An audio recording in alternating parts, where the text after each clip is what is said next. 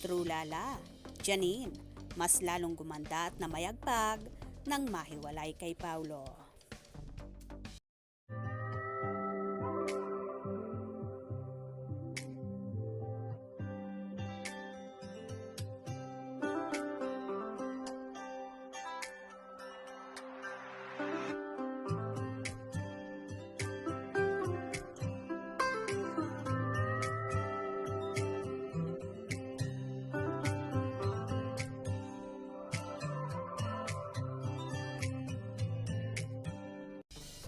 Panay ang pasabog ng kapamilya actress na si Janine Gutierrez.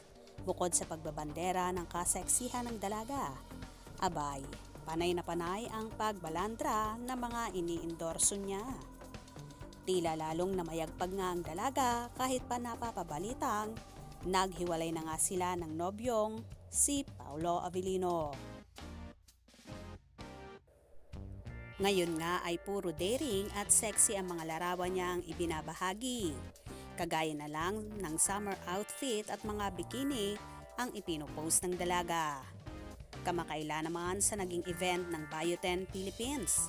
Lumutang naman ang kaseksihan at kagandahan ng dalaga. At marami nga ang nagsasabi na pang beauty pageant ang dating nga ng actress.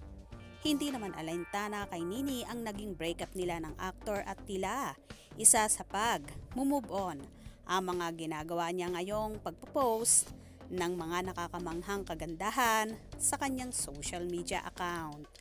Na para bang sinasabi ni Janine sa ex-nobyong si Paulo, eto nga pala ang sinayang mo na mas lalong naging fresh, blooming at look young. Anyway, simula nga nang sumingaw ang balitang ito, ay wala pa sa magkabilang kampo ang nagsisiwalat ng naging dahilan ng kanilang hiwalayan. Nang sinasabi lang ng ilan na malapit kina Janine at Paulo ay ang kondisyonis daw ng aktor ang hindi nagustuhan ng actress. Kung kaya tuluyan na itong nakipaghiwalay.